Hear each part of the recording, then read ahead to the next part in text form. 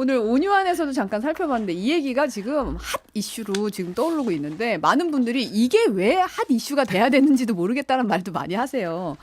홍범도 장군 흉상 이전 논란이 정말 끊이지가 않고 있습니다. 이 시점에서 이게 왜 이력이 문제를 삼는지 저는 좀 의문이기도 하고 두 분 생각 좀 궁금한데 김영태 최고께서 어떠세요? 그러니까 언론에서 분석하기는 이제 전 정권 지우기라고 분석하는 기사도 있는 것 같고 이념 전쟁에 대한 기사도 있는 것 같은데 두 가지가 다 결부되어 있는 것 같아요. 제 생각에는. 이게 무슨 현대판 예성 논쟁도 아니고 이게 국민들께서 보시기에 이게 도대체 정치판에서 왜 여야가 이렇게 나뉘어서 싸우는지 이해를 잘 못하실 것 같은데 저는 진짜 뭐 이제 와서 흉상을 제거하자라는 그 주장도 이해가 잘 안 가는데 전 육사 생도들한테만 물어봤으면 좋겠어요. 제가 ROTC 출신인데 육사 생도들도 그러니까 정말 홍범도 장군이 과거에 그런 이제 공산당 이력이 있다고 해서 그분의 흉상이 있다고 해서 홍범도 장군의 어떤 항일 운동이라든지 이러한 것들을 그러니까 공산주의의 어떤 그런 것들이 더 좋다고 느껴지는지 육사 생도들이 한번 판단해봤으면 좋겠어요. 그러니까 제가 생각하기에 육사 생도들은 전혀 그런 걸로 문제 삼지 않을 것 같아요. 오히려 그 홍범도 장군이 당시에 독립 운동을 하기 위해서 했던 그런 어리라든지 이런 것이 육사 생도들한테 더 가르침이 더 있지 않을까에 대한 생각. 오히려 육사 생도들도 그쪽을 더 생각할 것 같은데 이걸 가지고 여야가 뭐 제거하자, 뭐 유지하자 이러가지고 싸우는 것 자체가 저는 예성 논쟁이라고 생각합니다. 박성민 최고는? 저는 저 역시도 뭐 지적해주신 대로 이해가 잘 되지 않아요. 왜 홍범도 장군의 이력에 대해서 갑자기 문제를 삼는지 뭐 일부 역사학자들은 그런 얘기도 언론을 통해서 하시던데 바뀐 건 정권뿐이다. 그러니까 바뀐 건 대통령뿐인데 과거에 이미 다 역사적으로 인정받고 정리됐던 업적이 왜 다시 논란이 되느냐. 바뀐 건 대통령뿐이다 이렇게 얘기를 하시던데 그 말이 맞죠. 사실 저는 왜 이 시점에 홍범도 장군의 이력을 문제 삼고 또는 여러 연설에서 자꾸 뭐 반공 이런 취지의 이야기들을 하시냐라고 봤을 때 결국에는 이제 반공 이데올로기를 통해서 보수 지지층을 좀 결집시키겠다는 약간 천박한 정치 전략으로 보여요. 그러니까 제가 좀 천박하다라는 표현을 쓰는 이유는 사실 홍범도 장군께서 이 사실을 아신다면 얼마나 좀 원통하시겠습니까? 그러니까 정말 뭐 조국을 잃었던 그 아픔을 또 투쟁을 통해서 계속해서 우리나라에 기여를 하셨던 분인데 홍범도 장군의 그런 업적들을 생각해 본다면 그리고 또 다른 그 옮기려고 했던 흉상 다른 네 분의 업적도 생각해 본다면 사실 이렇게 우리가 이분들을 대우해서는 안 되는 거죠. 지금 이런 식으로 마치 공산주의자 딱지를 붙여가지고 국민들을 갈라치게 하고 또 영웅의 역사를 폄훼하고 이런 일들을 저는 왜 하는지 진짜 잘 이해가 안 됩니다. 근데 사실 이제 어떻게 보면 뭐 역대 어느 정권에서도 이 독립운동가로서의 이분의 이력에 대해서 문제를 삼은 적이 없었는데 어제 윤석열 대통령이 뭐 이제 국무회의에서 직접 언급했다는 보도가 있었다가 또 대통령실에서 또 아니 그건 아니다 직접 언급 없었다라고 부인을 또 했어요. 이거 뭐 어떻게 봐야 돼요? 그러니까 뭐 프로 어딩을 보니까 윤석열 대통령이 홍범도 장군 문제에 대해 본인 생각을 얘기한 적은 없다라고 이제 대통령실에서 해명을 했던 것 같은데 아니 그래서 대통령 생각이 무엇인지가 좀 궁금해요.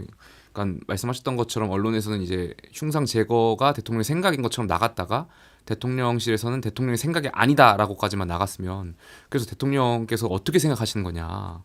그러니까 이 정도의 이슈 그리고 국민적 관심사를 끌게 됐으면 아마 대통령의 생각을 국민들께서 궁금해하실 거고 여기에 대해서 뭐 대통령의 입장이나 이런 것을 좀 언론에 이렇게 참모들 통해서라도 좀 밝힐 필요가 좀 있다고 생각합니다.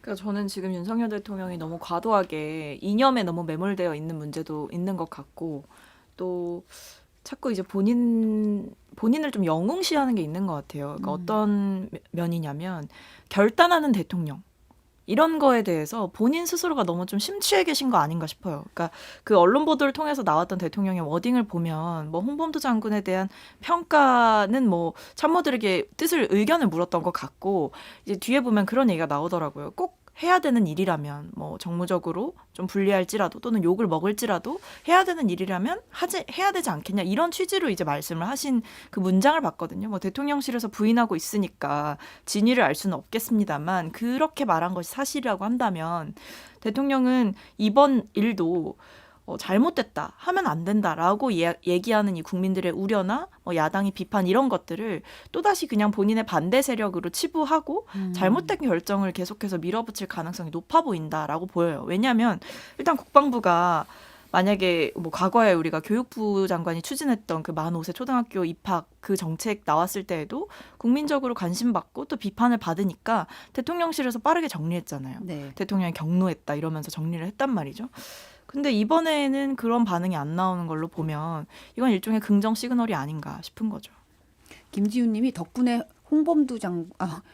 홍성범이 아니라 네, 홍범도 장군님에 지금 대해서 공부하게 됐다고 말씀을 하셨는데 이제 지금 안 그래도 이념 얘기가 나왔는데 연찬회에서도 이 얘기가 나왔잖아요. 철진한 게 아니다. 이념이 정말 중요하다라고 강조를 했는데 이게 이렇게까지 이념에 굉장히 이제 좀 몰두하게 되는 이유가 뭘까요? 그러니까 이 옷에만 복고 레트로가 있는 게 아니고 정치에도 이 복고가 있나 싶을 정도로. 아, 정치에도 복고가 있다. 그러니까 무슨 말이냐면 우리가 보통의 시민들에게 진보냐 보수냐라고 묻는 것도 사실 크게 무의미하다라고 느낄 것 같아요. 특히 젊은 층은 진보냐 보수냐보다 우리에게 어떠한 그리고 이제 그 문재인 정권 당시 이제 공정이라는 담론이 굉장히 큰 화두였고 이런 것을 가지고 저희가 이제 합리적인 세대, 합리적인 어떤 정치 방향을 가지고 토론을 해왔는데 이 진보 보수냐보다 더 과거로 회귀해가지고 자유민주주의냐 공산주의냐 가지고 이제 묻는다면 네.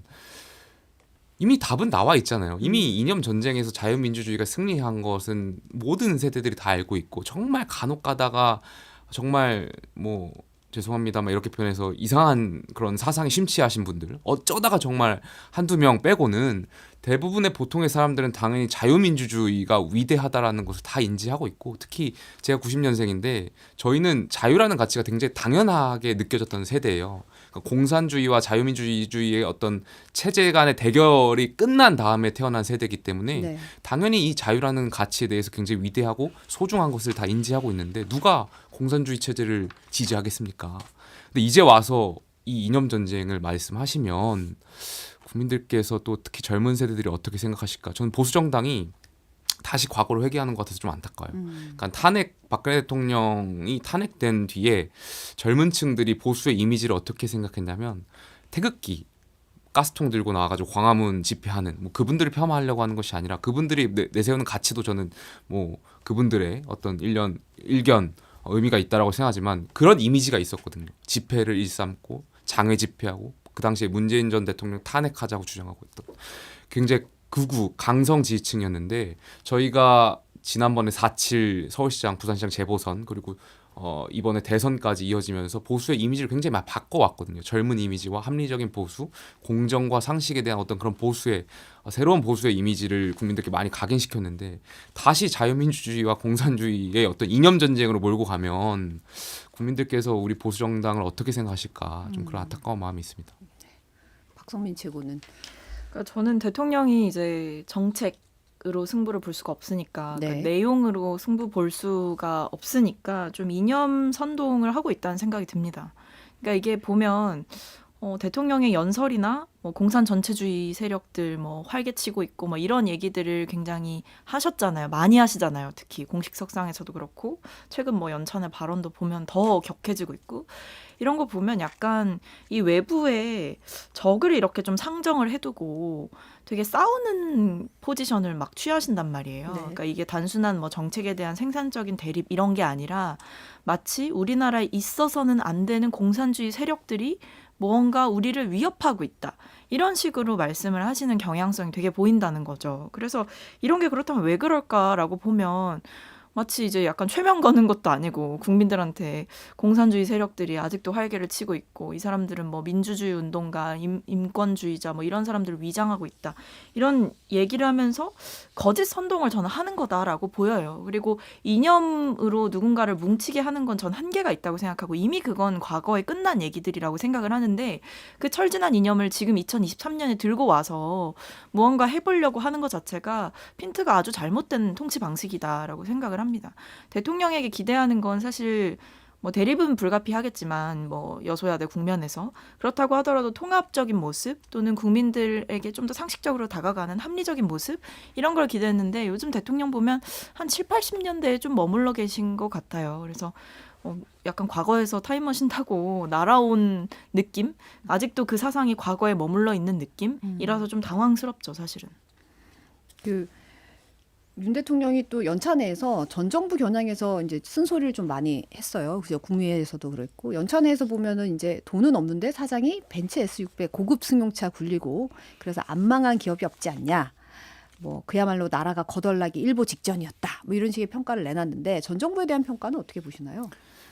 그러니까 대통령께서 1년 전에 취임되셨을 때랑 지금하고 1년이 지난 지금하고 좀 많이 달라지신 것 같아요. 그러니까 취임하셨을 때의 그때 기억을 떠올리자면 이제 전 정권 탓 그만하자라고 이제 말씀하셨던 것 같고 참모들한테 네. 앞으로 윤석열 정권의 비전과 철학을 더 강조하는 그러한 방향을 강조하셨었는데 오히려 1년이 지난 지금 전 정권을 때리고 계속해서 뭐 참모분들도 마찬가지고요.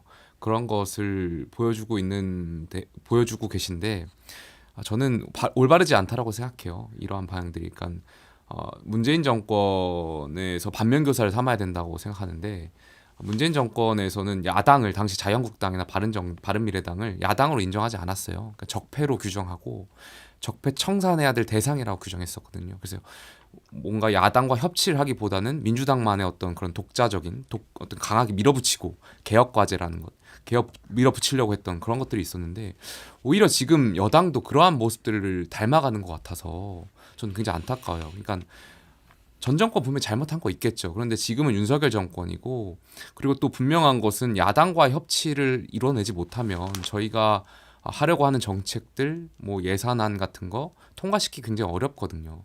정말 민주당이 지금 뭐 이재명 대표라든지 여러 가지 국민들이 봤을 때 비상식적인 부분이 있다라고도 평가되지만 그럼에도 불구하고 민주당은 국민의 대표고 민주당 의원분들이 그러니까 국민의 대표고 그분들은 국회의 또 저희의 파트너로서 그러니까 대통령이 인정하실 부분 또 인정하셔야 된다라고 생각하거든요. 그래서 저는 이러한 전 정권 때리기는 이제 그만하시고 야당과 협치, 그러니까 야당 대표 저는 빨리 만나셔야 된다고 생각하거든요. 네. 빨리 만나셔가지고 예산안 같은 것도 직접 설명하실 필요가 있다라고 생각되고 저희가 하려고 하는 사업들, 그다음에 긴축 재정을 해야 되는 그런 당위성 이런 것을 대통령이나 총리가 야당의 지도부에게 직접 설명하고 이러한 모습들을 국민들이 또 원하실 거고 또 그렇게 가야 된다라고 보는데 그런 모습들을 좀 가을에 볼 수 있었으면 좋겠습니다. 근데 지금 국무회의 발언 보면 이제 싸우자 이런 분위기던데요. 스파르타 싸우라고. 뭐 이런 거. 싸우라고 이렇게 장관들을 강하게 키우시던데. 뭐 싸워야 된다.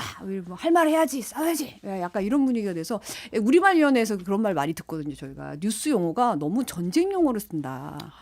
이게 뉴스의 기사들이 저희 리포트 기사를 쓰다 보면 이제 좀 강한 어휘를 선호하다 보면 그런데 요즘에 나오는 이 발언들의 수위가 워낙 세다 보니까 그것만 써도 굉장히 어휘들이 전에 듣지 못했던 예전에 이제 권위주의 시대에 많이 썼던 그런 용어들을 많이 쓰게 되긴 하더라고요. 박선민 최고는 어떻게 보세요? 이 전 정부 평가? 집권 2년 차에도 여전히 하는 얘기가 전 정부 소환하는 거는 저는 그야말로 본인 얼굴에 침 뱉기다라고 생각을 해요. 이거야말로 우리 정부가 제대로 못하고 있다. 그러니까 현 정부의 무능을 오히려 증명하고 있는 꼴이다라고 생각을 하거든요. 사실 그렇잖아요. 본인이 바쁘고 본인이 잘 되고 있으면 남을 욕할 시간이 없습니다. 그러니까 그런 거랑 똑같은 거라고 생각해요. 전 정부 얘기를 할 시간이 있고 전 정부 탓을 하고 싶어 한다는 건 본인들이 지금 내세울 만한 게 마땅치 않다라는 거거든요. 그러니까 전 정부 욕을 하는 거죠. 그렇게 해서 욕을 하면 근데 남는 게 있나요? 지금 이 정부가 2년 차잖아요. 그럼 지금 사실 국정 동력이 있을 때예요. 1년 차도 마찬가지고. 그렇다면 오히려 지금 뭐 어떤 방향으로 국정 운영을 할 건지에 대해서 얘기를 해야 되는데 지금 윤 정부에서 얘기하는 거 보면 최근에 뭐 잼버리 있었죠. 그다음에 하는 거 보면 홍범도 흉상 이전 논란 벌어지고 있죠. 그다음에 소환하는 게 결국에 전 정부라고 한다면 이 정부는 본인들이 뭘 해야 하고 뭘 하고 있는지에 대해서 국민들께 설명할 자신이 없다라는 걸 본인들 스스로 자인하고 있는 거라고 생각합니다.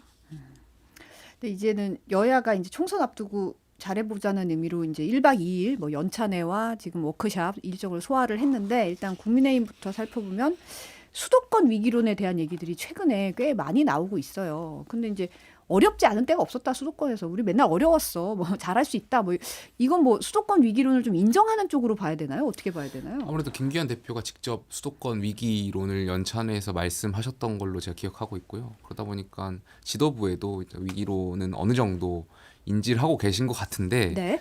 다만 이제 지도부에 계신 이제 핵심 관계자분들이 수도권 원내의원들이 많이 없다 보니까 대부분 이제 영남권이고 이제 강원도에 계신 분들이다 보니까 아무래도 이제 체감하는 것이 좀 다를 수 있다라고 생각해요. 아 체감하는 게 예, 다르다. 물론 위기인 건 알고 이긴 건 알고 계시겠죠. 위기인 건 알고 계시겠지만 본인들의 지역구는 이제 사실상 조금이라도 더 비교적으로 당선 가능성 용이한 지역이다 보니까 아무래도 이제 다르게 생각하실 수 있는 그런 부분들이 있는 것 같은데 저는 글쎄요. 그러니까 그래서 지금 계속해서 지금 당내에서 이야기가 또 다시 나오는 것이 그러면은 이제 주요 당직자들 다 수도권으로 전면 배치해라 뭐 이런 주장들도 있거든요. 네.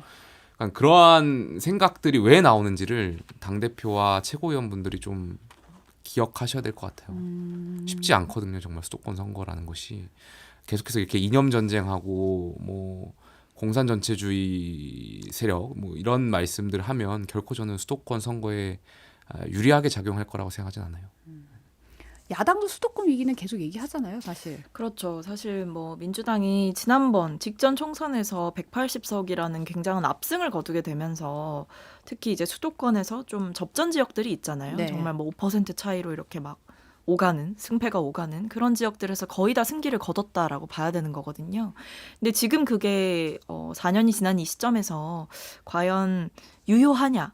이런 질문을 스스로들 많이 하시는 것 같습니다. 특히 뭐 지역구가 좀 접전 지역이거나 아니면 뭐 과거에는 계속 전통적으로 보수층이 더 우세했던 지역인데 지난번 선거에서만 이겼다거나 그러니까 이런 지역들이 의석이 많은 만큼 많을 수밖에 없기 때문에 당내에서도 좀 긴장을 하고 계신 분들이 꽤 있는 것 같습니다. 최근에 나경원 전 의원이 이제 좀 나서면서 누군가는 혹자는 뭐 필승 카드다 이 정도면 뭐 당연히 나가시겠지 공천 받겠지 뭐 이런 얘기도 나오고 하는데 이제 최근에 김종인 전 비대위원장이 뭐 나경원 원희룡 다 지나간 얼굴인데 새로운 지지 받는 거 착각 보통 착각 아니다 이런 식으로 아주 쓴소리를 직격탄으로 날리셨더라고요. 어떻게 보세요? 여러 가지 해석이 있을 수 있을 것 같은데 저는 뭐 한 분, 나경원, 원희룡 이 한 분의 카드로 선거를 이긴다는 생각보다는 다 같이 연합해야 된다고 생각해요. 그러니까 과거처럼 뭐 특정 인물이 나와가지고 선거를 지휘한다고 해서 글쎄요, 뭐 이번 총선에 어떤 영향이 있을지는 잘 모르겠지만 적어도 저는 나경원, 원희룡 또 당내 젊은 많은 후보들 이분들이 다 같이 연합해가지고 그런 융합하는 모습을 보여야만 저는 선거에 이길 수 있다라고 생각되고요. 한 가지 이제 나경원 의원과 관련해서는 최근에 그 사단법인을 그게 뭐라 그러죠? 발기하셨잖아요. 네네. 발기하셨는데 저는 그거 보면서 좀 어이가 없었던 게 그 전당대회 때 나경원 의원 찍어 누르셨던 분들 오셔가지고 막 화기애애하시고 뭐 아무 일도 없었던 것처럼 뭐 그런 얘기들 하시는데 정말 글쎄요 저는 다들 배알이 없으신가 생각도 했고 그게 정치구나 싶은 거 아니 그래도 아닌가요? 맺고 끊는 건 있고 넘어가야 되는데 그리고 저는 그 상황들이 글쎄 이게 참 거기 갔었던 기자분들도 되게 저한테 우스운 상황이라고 이제 보내줬고 뭐 거기서 일부 의원들은 나경원을 대통령으로 만들자 막 이렇게 했던 의원들도 계셨다고 해요. 물론 립 서비스였겠지만 전당대회 때는 가해자였던 의원들이 오셔가지고 글쎄요 저는 그런 부분들이 그러니까 연합을 하고 융합을 할 때도 뭔가 과거에 있었던 일들이 잘 해결되고 나서 연합을 해야 저희가 시너지가 있을 거라고 생각되고요. 아무래도 이제 연합이라는 것은 좀 당이 필요하다라고 생각합니다. 박성민 최고는 어떠세요? 뭐 이제 남의 당 일이기는 한데요. 저는 사실 나경원, 원희룡 이 두 분을 전면에 내세운 거는 좀 그러니까 약간 외부에 보여주기용 것 같고요. 그러니까 사실 속내는 제가 봤을 때 한동훈 장관의 등판을 기대하고 기다리고 있는 것 같다라고 생각합니다. 그러니까 구원 투수인 것처럼 이제 앞에 내세운 건 나경원 전 의원과 이제 원희룡 장관이지만 사실 이분들께 뭐 그렇게 큰 기대를 걸겠습니까? 사실 말맞다나 이제 김용태 째고 말맞다나 나경원 의원 같은 경우에는 이미 전당대회 때 한번 본인들이 버렸잖아요. 그렇게 찍어 눌러놓고 다시 한번 이렇게 쓴다는 것 자체도 염치 없고 정도에 어긋나는 일이기는 합니다만 그뿐만 아니라 원희룡 장관도 사실 뭐 이미지가 좋은가요? 저는 그렇게 생각하지 않아요. 왜냐하면 최근에 뭐 양평 고속도로, 그러니까 김건희 여사 일가의 특혜 의혹이 제기되니까 본인이 나서서 그 양평 구민들의 그 수건 사업을 본인이 백지화를 해버리고 막 싸웠잖아요, 의원님들이랑. 그러니까 그렇게 하는 모습을 좋아할 중도층이나 수도권 뭐 무당층 이런 분들이 얼마나 될까. 그러니까 이 나경원, 원희룡 이 두 분에 대한 거는 그냥 약간 밖에 내보이기 위한 1차적인 것 같고 사실 속내는 제가 봤을 때 한동훈 장관을 기다리고 있는 것 같습니다. 네. 근데 이제 참신한 인물 내세워라. 인물이 없다. 뭐 지방선거에 다 나와서 인물이 없다. 이런 얘기 연찬에도 좀 나오고 김기현 대표가 천하 인재를 위해 10고 초려도 하겠다. 3고 초려 아니라 10고 초려하겠다 그랬는데 저는 국민의힘이 원하는 천하 인재는 누굴까가 좀 궁금한데. 저는 인재입니까? 아니면 저도 4년 전에는 인재였습니다. 아니 당에 정말 많아요. 4년 네. 전에 저같이 제가 오셔가지고 열심히 하신 그럼 분들. 3고 초려는 아니 근데 다 당의 올바른 얘기 정말 보수 정당이 가야 될 방향성 이런 거 얘기하면 내부 총질러로 규정해 보려고 다 죽여놓고 그렇죠. 이제 와서 또 다른 새로운 인물들 모시겠다고 하면 그분들 또 4년 뒤에 또 똑같은 길 걷고 계실 텐데 누가 오겠습니까? 그러니까 당에 이미 저는 당을 걱정하는 그런 분들 굉장히 많으시고 지금 뭐 이런 분들 뭐 소수 세력이라고 표현할까요? 뭐 뭐라고 표현해야 될지 모르겠지만 그런 분들부터 좀 아까 조금 전에 연합이라는 표현 썼는데 과거에 있었던 그런 행위들에 대해서 좀 어떤 풀 수 있는 그런 것들이 필요하다고 보고 뭐 포용 이런 것보다는 연합이 저는 맞는 표현인 것 같고 다 같이 저희가 정말 갈 수 있는 방향들을 당 대표로시라면 제시하고 또 그런 자리를 만들어야 될 필요가 있다라고 저는 생각합니다. 네. 다음은 이제 민주당 얘기 잠깐 해보면 이제 원주에서 1박 2일 워크숍 진행했는데 뭐 8대 약속 결의문도 내고 이제 뭐 오염수 흉악범죄 뭐 현 정부의 무능 이렇게 민생 챙기는 내용이 좀 많이 들어가 있는 것 같아요. 결의문 그렇죠. 내용 이제 보면. 아무래도 이제 현안을 주로 다루겠다라는 내용이 좀 보여지는 것 같아요. 그러니까 지금 최근에 이제 굵직한 현안들을 이제 결의문에 담음으로써 여기에 좀 적극적으로 대응하겠다. 그리고 야당으로서 윤석열 정부에 좀 더 잘 맞서겠다. 잘 대응하겠다. 잘못된 것들을 바로 잡겠다. 뭐 이런 취지로 저는 만들었다라는 생각이 드는데요. 중요한 건 이제 말이 아니라 실천이지 않겠습니까? 그래서 뭐 결의문, 약속, 뭐 여러 가지 서약서 뭐 이런 거는 언제나 정치권에 있는 거지만 결국 이거에 대한 냉정한 평가는 선거를 통해서 받는 거기 때문에 남은 시간 동안 특히 이제 정기국회를 앞두고 이 워크숍이 열린 거잖아요. 네. 그래서 저는 정기국회 때 정말 민주당이 상임위에서 좀 맹활약을 펼쳐줬으면 좋겠습니다. 사실 이런 국정감사 때 보통 이렇게 좀 반짝반짝하는 의원님들이 많이 또 발굴이 되고 또 그때 필요한 국민들의 정말 가려운 속을 긁어주는 필요한 질문들이 나와야 되는데 이번 정기국회가 그런 기회가 될 수 있기를 진짜 좀 기대하고 있습니다. 네, 이제 그 자유토론 시간에 이제 비명계 서른 의원이 심청론이 나왔어요. 네. 이제 죽어야 환생해서 왕비가 된다. 이 말은 어떻게 보세요, 박수민 지구? 그러니까 이게 지금 보니까 해석이 그 언론들마다 하는 방식이 다르더라고요. 네. 두 가지인데 네. 하나는 이제 이재명 대표가 제 발로 대표께서 직접 이제 공언하셨던 만큼 불체포특권 내려놓고 제 발로 영장실질심사 참석해라. 그리고 의원들에게 가결을 호소해 달라. 이렇게 이걸 하나로 보는 분들이 있고, 그러니까 구속영장 청구에 대해서 보는 분이 있는 네. 거고, 하나 이제 대표직 사퇴를 요구한 거 아니냐, 뭐 이렇게 보시는 분들도 있더라고요. 근데 저는 뭐 최근 이제 구속영장 청구가 사실 9월, 뭐 8월 말 9월 초 이런 얘기가 계속 나왔지만, 뭐 어쨌든 9월에 하게 될 것 같고, 그런 상황에서 본다면 어쨌든 대표가 공언했던 약속을 좀 지켜라라는 의미로 저는 해석을 했어요. 그러니까 불체포 특권을 내려놔라라고 했던 본인의 약속을 지키기 위해서 그 당론으로 가결을 얘기해달라 이렇게 얘기를 한 걸로 저는 들었는데 어쨌든 그것도 일종의 좀 자기 희생을 하라라는 메시지이기 때문에 뭐 그런 취지로 하시지 않았나 싶고요. 근데 사실 서른 의원님이 그동안 계속 좀 강한 발언을 하셨어가지고 이게 막 그렇게 새롭거나 그렇지는 않은 것 같습니다. 근데 저는 야당의 그 연찬회라 할까 워크숍 보면서 저는 혁신이 얘기를 좀 할 줄 알았거든요. 왜냐하면 굉장히 중요했고 야당 네. 입장에서 물론 저는 혁신위에 대한 기대치가 없었지만 그럼에도 불구하고 이제 한 달 정도의 기간 동안 굉장히 많은 집중과 선택과 예산이 들어갔던 기구였는데 갑자기 뭐 없었던 것처럼 그 혁신 안이라든지 이런 것이 다 물거품이 된 것 같아서 이번에 워크숍에서 이야기가 좀 뭔가 나올 줄 알았는데 없어가지고 조금 당황했습니다. 저는. 참 엄석대 발언은 어떻게 생각하세요? 엄석대 발언은 그 김병준 위원장이 이제 발언하셨는데 네. 이준석 전 대표가 전당대회 때 쓰기도 전에 이미 김병준 위원장이 쓰셨던 책이 있어요. 제 책 제목은 모르는데 그 책에 그 윤석대 엄석대 얘기가 나와요. 엄석대. 네. 엄석대 얘기가 나오는데 글쎄요. 그만큼 이제 저는 김병준 위원장 말씀이 맞는 것 같아요. 그러니까 지금 의원들이 결국엔 윤심 쫓고 결과적으로 뭔가 이 당의 가치나 철학을 반영하기보다는 계속해서 그냥 윤심이 어디에 있느냐. 홍상도 장군에 대한 이 흉상 문제 홍범도. 홍범도. 자꾸 죄송합니다. 네. 홍범도 장군에 대한 그 흉상 제거 문제도 똑같아요.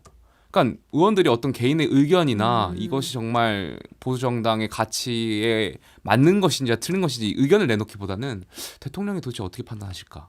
그러니까 계속 대통령실만 쫓다 보니까 대통령실에서도 대통령의 생각을 언급한 적은 없었다라고 이제 얘기를 하는 거 보면 의원들이 여기에 대해서도 이 장군의 흉상을 제거하냐 마냐에 대한 이 문제조차도 대통령의 뜻을 쫓고 있구나.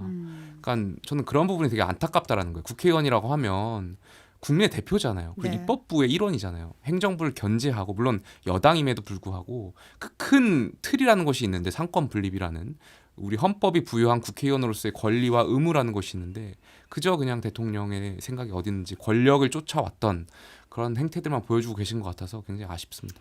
솔직히 뭐 연하 야나 좀 그게 심한 것 같아요. 아무래도 이제 선거를 앞두고 공천 걱정하시는 분들이 워낙에 많다 보니까 그리고 팬덤은 점점 이제 강화되고 있고 그 내부 지지층은 계속 결속이 되고 있는 모양새다 보니까 이게 조금이라도 거스르는 말을 하면 안 될 것 같다 이런 위기감의 발로가 좀 있는 것 같은데 이제 취임 1주년 대표께서 이제 취임 1주년을 맞이하면서 민주당에 대한 평가가 이제 곳곳에서 좀 나오는 것 같습니다. 근데 저는 뭐 검찰의 수사가 좀 무리하고 무도하고 이런 사실은 저도 인정을 합니다만 그것과 별개로 이제 민주당이 쥐고 있는 그러니까 거대 야당으로서 가지고 있는 그런 권력 의석수가 사실은 곧 권력이기도 하잖아요. 근데 이 권력이 자꾸만 뭔가 당대표라는 특정인에게 쏠리고 이런 현상들은 사실 좋지 않다라고 판단을 해요. 그래서 물론 뭐 여당도 지금 난장판이고 뭐 윤석열 대통령 윤심 쫓아서 난리를 치고 있지만 민주당도 저희가 그 반사 이익을 충분히 누리지 못하고 있다라는 점에 대한 충분한 성찰이 있어야 되는 거거든요. 저는 그래서